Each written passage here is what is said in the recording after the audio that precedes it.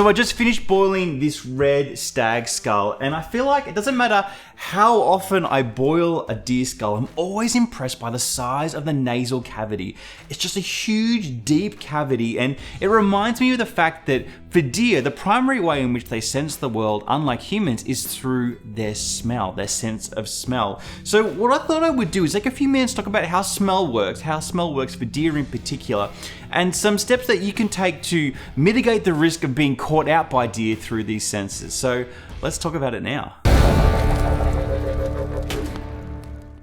So here's how smell works, but I'll particularly reference how it works with a deer. So a deer will suck in a whole bunch of air through its nostrils, and it fills this cavity. It's a massive cavity, it's huge. And inside this cavity are something called olfactory receptors. And what happens is the molecules that are carried through the air, which actually contain the smell information, they get stuck in the lining of the nose. They stuck in the mucus, they dissolve down, and then these olfactory receptors transmit that information, kind of translate and then transmit that information through to the brain, directly into the brain. Now, other senses like your visual sense, your audible senses, they actually first get sent to a transmission station in between the two hemispheres and then sent over to the part of the brain that needs to make the decision. Whereas smell it's a more primordial sense. It developed earlier in the sense of evolution. So it goes straight to the part of the brain that needs to make a decision, which is not useful for you as a hunter.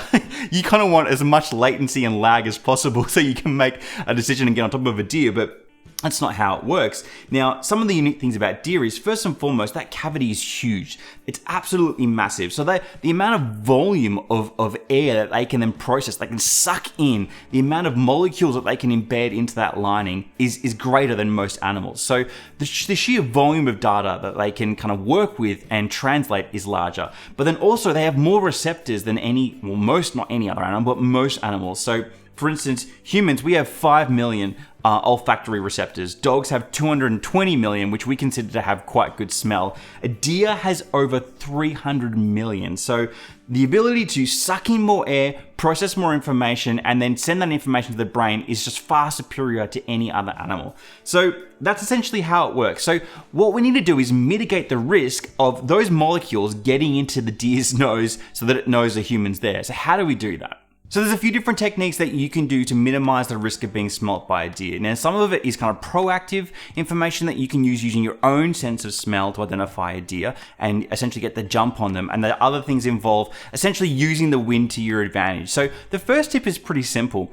You know when you're glassing an animal where you stop and you're actually conscious about spending time glassing, you're kind of sending information into your eyeballs and registering it and then making decisions based on that. That's what you do when you sit there and you glass. You spend time. Well, a lot of hunters don't do the same thing with their nose, and they really should. So every so often when you're out there hunting, stop and intentionally take a really big breath in, particularly through your nose, not through your mouth, through your nose. What you're doing is you're sucking in that information, you're pulling in all those molecules, and then you will process them like a deer does, and you can make some decisions. And you'll be surprised at the amount of things that you will catch, that you'll smell before you see them if you go through that process. Now, you only have 5 million receptors, not as many as a deer, but you can still use that tool, and you should still use that tool. All you need to do is be intentional about stopping and smelling. Now, given wind is one of the primary mechanisms in which smell is kind of carried around the place, you need to be really conscious about the wind when you're hunting. Pretty much, you want the wind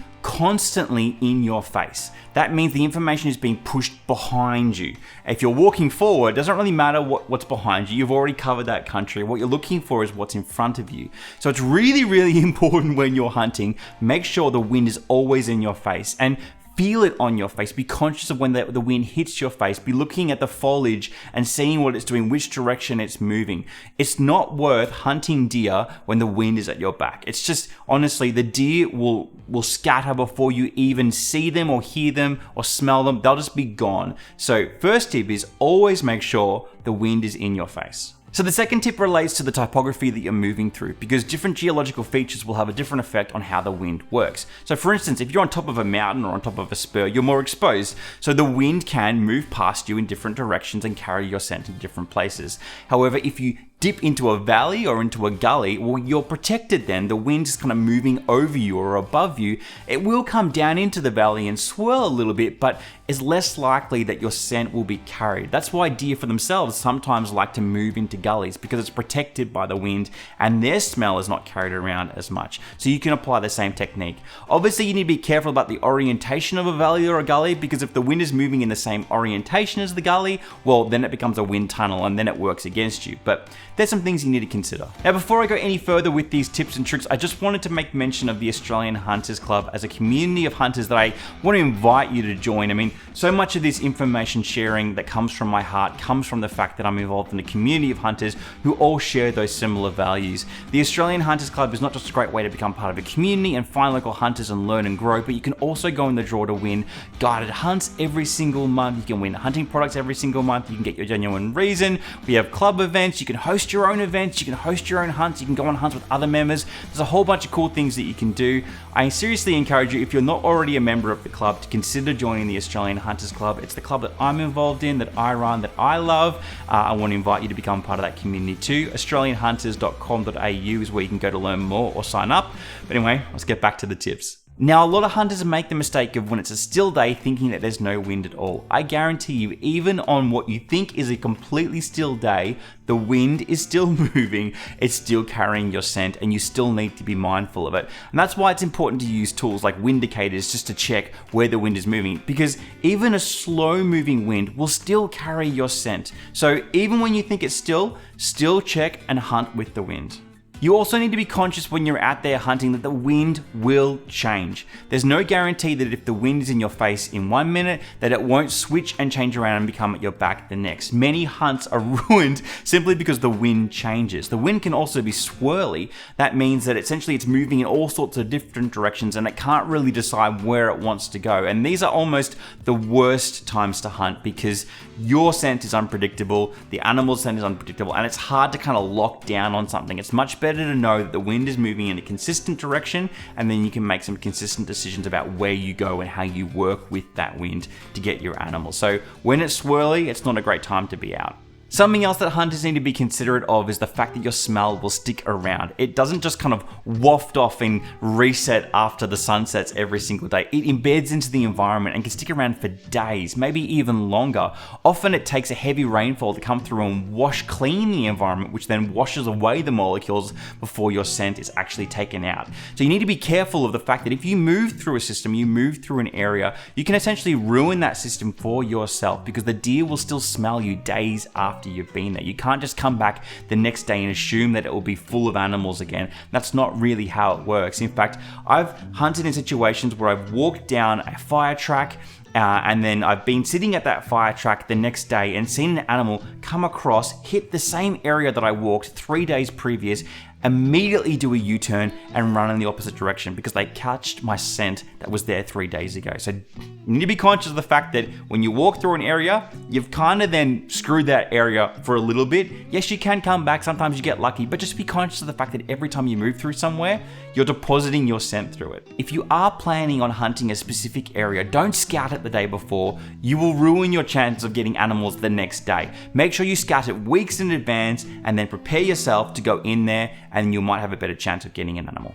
And finally, here's another proactive tip that you can use to mask or remove your smell, or at least confuse the animals as to who or what you are. Essentially, you can use a non-smelling detergent or a non-smelling soap or a non-smelling deodorant to remove your body odors from your clothes or from your body. That's obviously something you can do, and there's plenty of products out there you can buy to do that.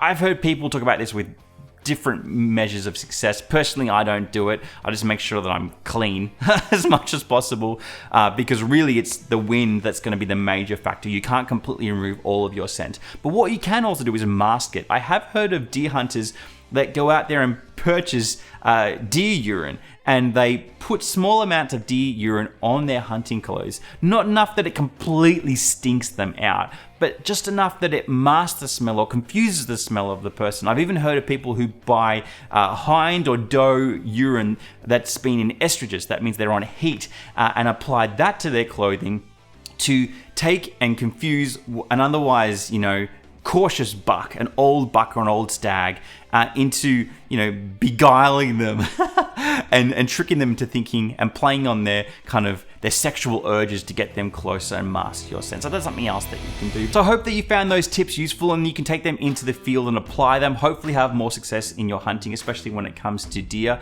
I encourage you as well, make sure you check out the rest of the videos in this channel, especially the Huntsman Season 1. If you haven't gone to check out those videos, it's a full-length hunting series that I've done. I'll drop a link in the description so you can go check it out. Also, if you're not a member of the Australian Hunters Club, again, I want to encourage you to check that out, australianhunters.com.au. It's a fantastic community to be a part of. I'm a part of it. I want to personally invite you to become a part of it too. Otherwise, hopefully I see you in a hunting video soon. See ya.